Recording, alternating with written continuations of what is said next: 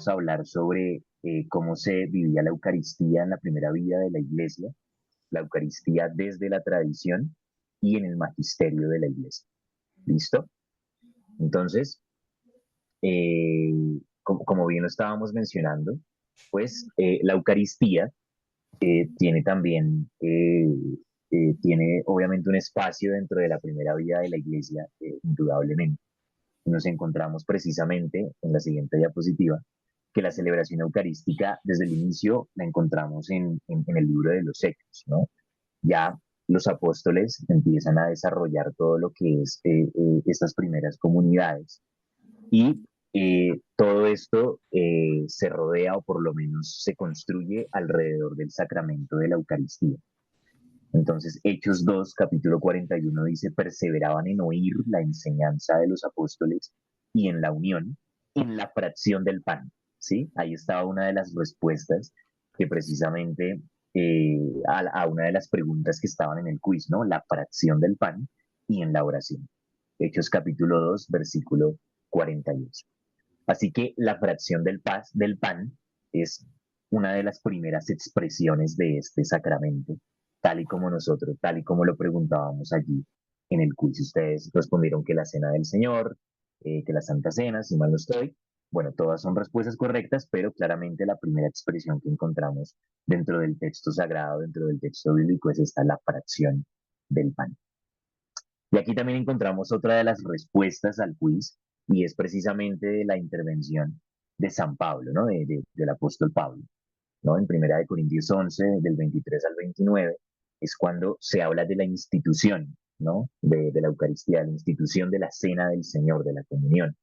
Entonces, allí también Pablo hace una corrección de los abusos, ¿no? Que se pueden cometer dentro de la cena.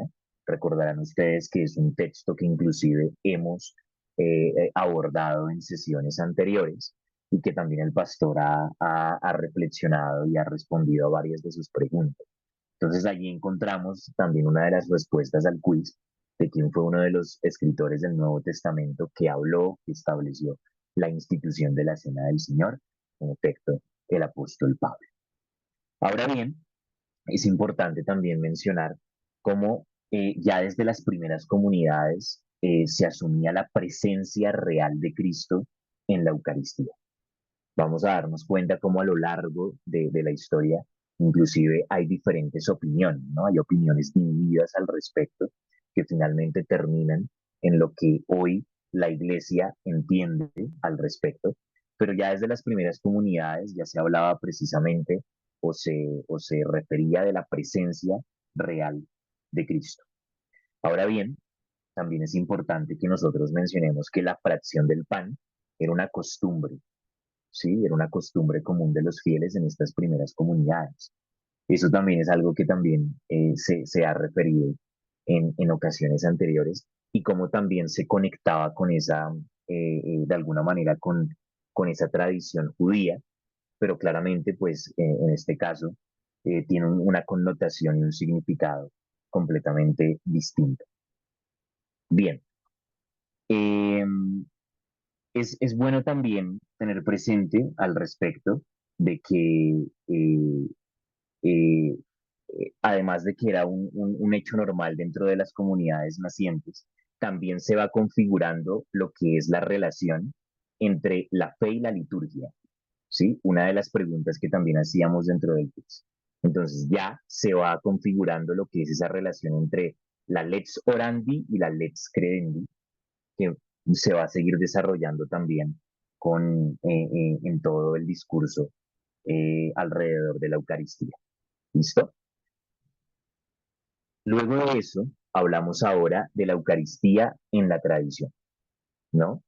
Entonces, frente a la Eucaristía en la tradición, pues ya encontramos diferentes testimonios, ¿no? Uno de ellos es ese documento, que también era una de las preguntas que estaban en el quiz, que era el de la Didache, y también de las reflexiones que hace San Ignacio de Antioquía y San Justino sobre eso.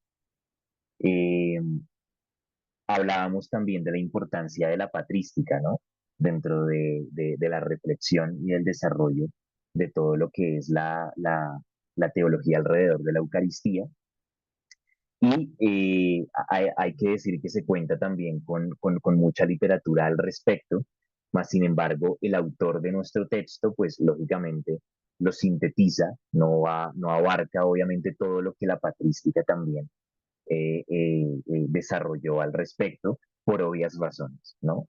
Pero es importante mencionar algo al respecto. San Justino describe la liturgia y afirma la presencia real de Cristo en la Eucaristía. ¿Sí?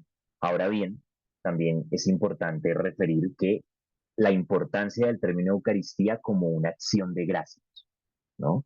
Entonces, también cuando se celebraba la Eucaristía, pues también se veía desde este punto de vista, ¿no? Como una acción de gracias, pero también se afirmaba la presencia real de Cristo.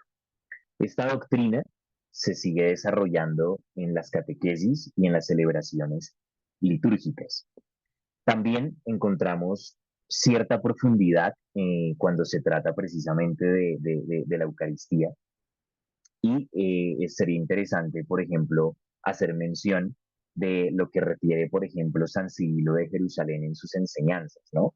Dice, estamos firmemente persuadidos de que recibimos como alimento el cuerpo y la sangre de Cristo, pues bajo la figura del pan se te da el cuerpo y bajo la figura del vino la sangre, para que al tomar el cuerpo y la sangre de Cristo llegues a ser un solo cuerpo y una sola sangre con él. Así, al pasar su cuerpo y su sangre a nuestros miembros, nos convertimos en portadores de Cristo. Y como dice el bienaventurado Pedro, nos hacemos partícipes de la naturaleza divina. Entonces ya desde aquí vemos también cómo se afirma precisamente la presencia real de Cristo y se describe la liturgia alrededor de esto. Aspectos claves de la tradición que debemos tener presente. El primero, el énfasis que se hace en la presencia real y en el carácter sacrificial, ¿no? Importante. El énfasis en la presencia real de Cristo, que es lo que afirma San Justino, pero también en el carácter sacrificial que tiene en sí misma la Eucaristía. La unidad, ¿no? Entre la lex orandi y la lex credendi, entre la opción y la fe. También un aspecto clave de la tradición es la celebración del día domingo, del domingo como el día del Señor y de la Eucaristía. Y, en efecto, la profundización teológica alrededor de la teología de la Eucaristía a través de los padres de la Iglesia, ¿no?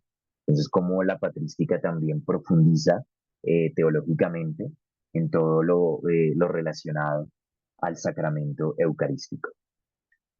Bien, pasamos así a la Eucaristía en el magisterio de la Iglesia. Sobre esto, hay que tener en cuenta de que surgen diferentes visiones al respecto, ¿no? Autoridades intelectuales para las épocas que aquí se describen, pues tenían formas diferentes de concebir el misterio de la Eucaristía, ¿no? Entonces, el autor hace mención de varios personajes que obviamente tenían perspectivas o posiciones distintas alrededor de la Eucaristía. Se hace, por ejemplo, mención de Berengario, quien mantenía que la carne y la sangre de Cristo no estaban realmente presentes en la Eucaristía, sino tan solo en figura o imagen, ¿no? Entonces, aquí ya encontramos una postura o una visión o una posición un tanto distinta, bueno, un tanto no muy distinta, de lo que más adelante se llegaría a concluir y a formular de manera categórica y definitiva, ¿no? Ahora, es importante entender que ese error teológico no niega completamente la presencia de Cristo en la Eucaristía, sino que muchos de estos errores doctrinales, de estos errores teológicos también surgen del esfuerzo que hubo para tratar de explicar cómo está presente Cristo en la Eucaristía, ¿no? Es más, desde nuestras disertaciones racionales, podría parecer un poco difícil, o es muy difícil, tratar de entender esto, ¿no? Entonces, a lo largo de la historia, pues diferentes personas trataban de entender cómo estaba presente Cristo en la Eucaristía, y por eso, pues, tenían posiciones distintas, como la que acabamos de mencionar de Berengario, que decía que no estaba realmente presente en la Eucaristía, sino tan solo en figura o en imagen. Bien, eh, el inicio de las formulaciones doctrinales claras se dan desde el siglo XI, y frente a esto, pues, hay diversas posiciones que también se presentan al respecto, ¿no? Entonces, encontramos posturas quizás un poco más que van más allá, que van, digamos, al tema de la imagen, del símbolo, ¿sí? Hay otras posturas que son un poco más espirituales, pero todo eso también hace parte de lo que más adelante será, pues, la formulación o la fórmula definitiva y categórica de lo que se entendía precisamente por eso. El Concilio de Trento juega precisamente un papel fundamental en esto. ¿Por qué? Porque el Concilio de Trento, a fin de cuentas, termina reafirmando la transustanciación, ¿sí? Entonces, esa era una de las preguntas que nosotros hacíamos en el quiz, ¿no? Acerca de la transustanciación, que ustedes respondieron muy bien, dado que es un término que ya hemos repasado en las sesiones anteriores. Entonces, el Concilio de Trento, ante los diferentes errores teológicos y doctrinales alrededor de la Eucaristía, ante las diferentes visiones de autoridades intelectuales que también mostraban una posición distinta, pues reafirma precisamente la transustanciación. Pero la transustanciación no fue apropiada y recibida sin ningún tipo de discusión o crítica en primera instancia, no.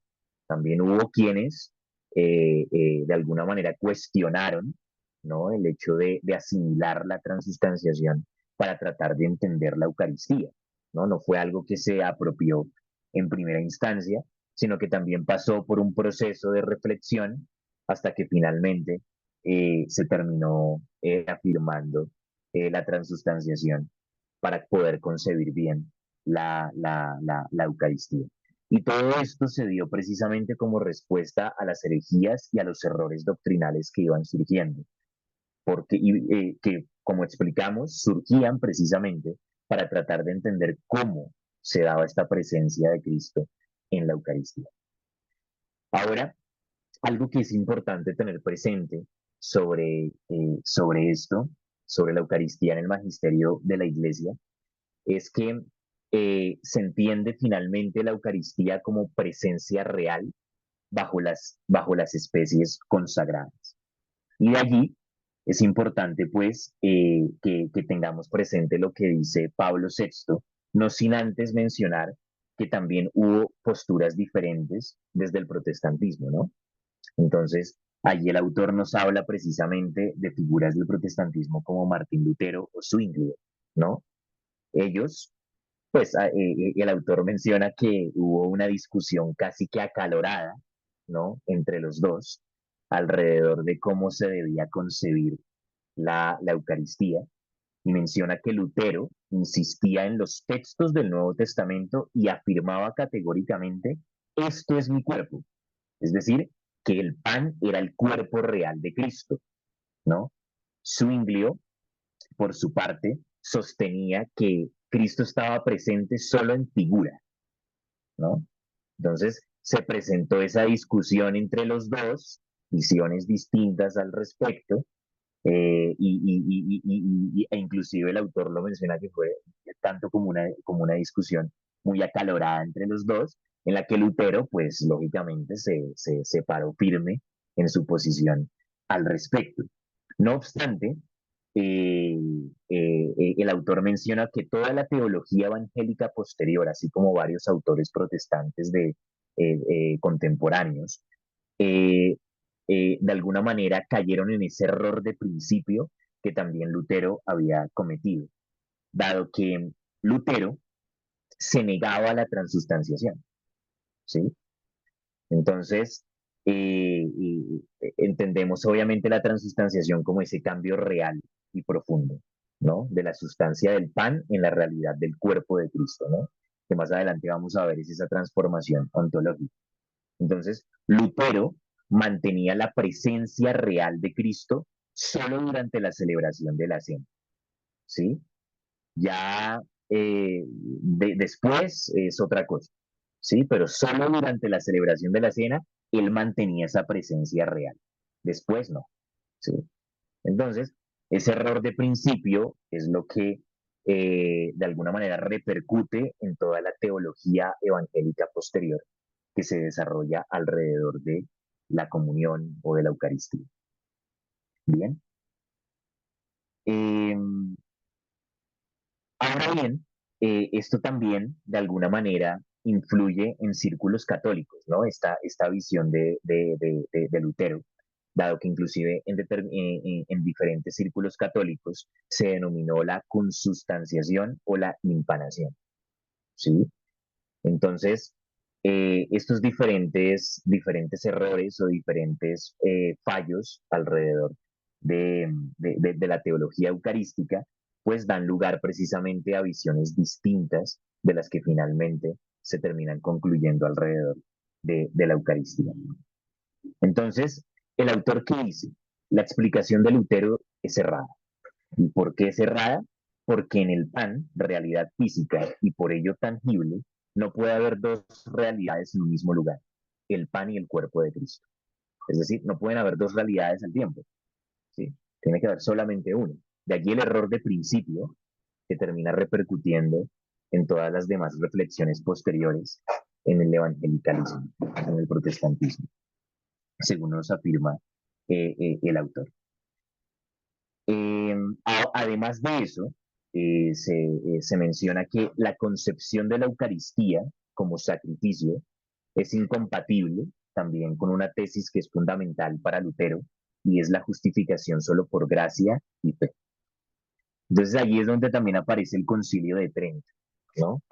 Que cumple precisamente un papel y un rol fundamental al reafirmar la transustanciación, ¿no?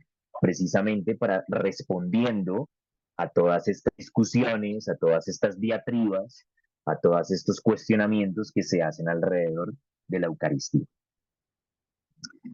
Encontramos precisamente el decreto sobre el sacramento de la Eucaristía, ¿no? Que se desarrolla en el Concilio de Trento y que consta de 8 capítulos en los que se reafirma la presencia real de Cristo en la Eucaristía. Entonces, el texto nos menciona varios elementos importantes a tener presente. La razón de la institución del sacramento, su excelencia sobre los demás sacramentos, la transustanciación, el culto y la veneración a este sacramento, la reserva de la Eucaristía, la preparación que se debe realizar para recibirla y el uso admirable que se ha de hacer de este sacramento, ¿no? Entonces son cosas que también hemos abordado a lo largo de estas sesiones, pero también son los capítulos o son los elementos, los factores clave que se desarrollan precisamente en el Concilio de Trento. Voy a mencionar algunos de ellos que es importante tenerlos presentes. En la Eucaristía, afirma el Concilio de Trento, se contiene verdadera, real y sustancialmente el cuerpo y la sangre de Jesucristo junto con su alma y su divinidad. No es ni figura, no es imagen, no es que está el pan y la presencia real de Cristo al tiempo, no. En la Eucaristía se contiene verdadera, real y sustancialmente el cuerpo y la sangre de Jesucristo. ¿Sí?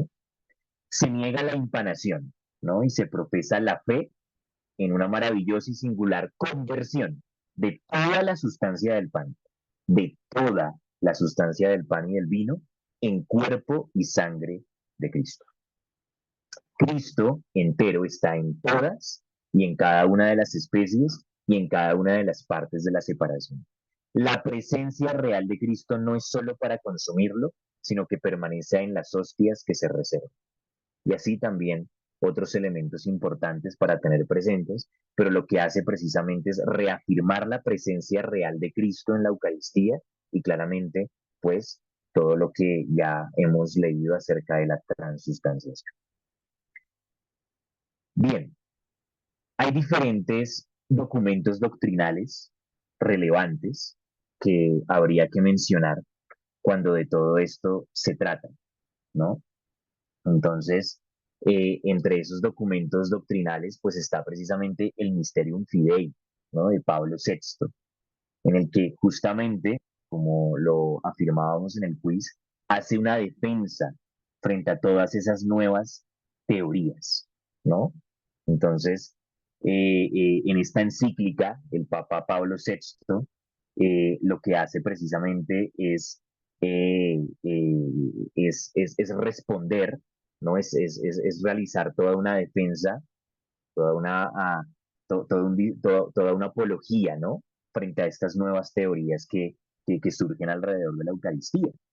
Y en eso, algunos fragmentos que vale la pena mencionar, ¿no? Cuando dice, no cabe discutir sobre el misterio de la transustanciación sin referirse a la admirable conversión de toda la sustancia del pan en el cuerpo de Cristo y de toda la sustancia del vino en su sangre, ¿no? Y aquí lo que hace Pablo VI es también reafirmar lo que ya se ha recogido o lo que se recogió en el Concilio de Trento sobre la Eucaristía.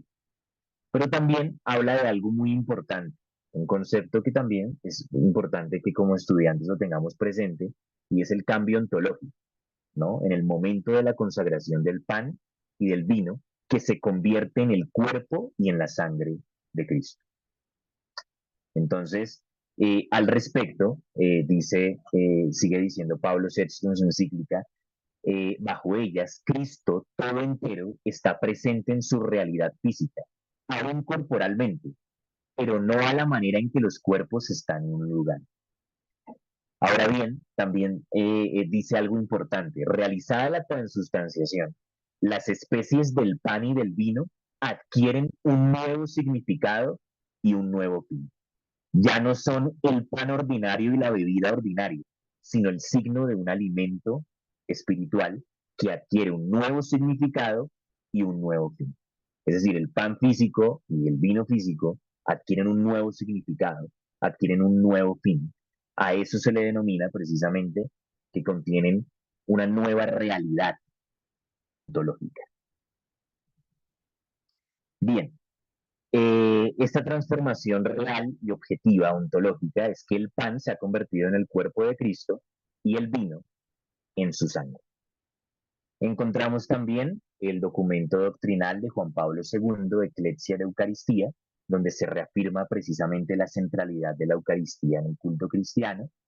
Encontramos también el documento de Benedicto XVI, el Sacramentum Caritatis, en el que vincula precisamente la liturgia con la fe, que hemos hablado de la lex orandi y la lex credendi, y también la doctrina en continuidad con la práctica litúrgica primitiva, ¿no? Donde también hablábamos que en las primeras comunidades se refería a la presencia real de Cristo en la Eucaristía. Bien, entonces hemos abordado este sacramento de la Eucaristía, tanto desde la primera vida de la Iglesia, tanto en la tradición como en el magisterio de la Iglesia, precisamente para poder entender cómo han habido diferentes visiones, diferentes posturas, diferentes posiciones al respecto, pero finalmente se reafirma y se concluye acerca de la transustanciación y del cambio ontológico que hay precisamente de ese pan y de ese vino físico hacia una nueva realidad, hacia un nuevo significado, hacia un nuevo sentido, hacia un nuevo fin, que es el cuerpo y la sangre de Cristo. Listo, compañeros. Muchísimas gracias por su atención.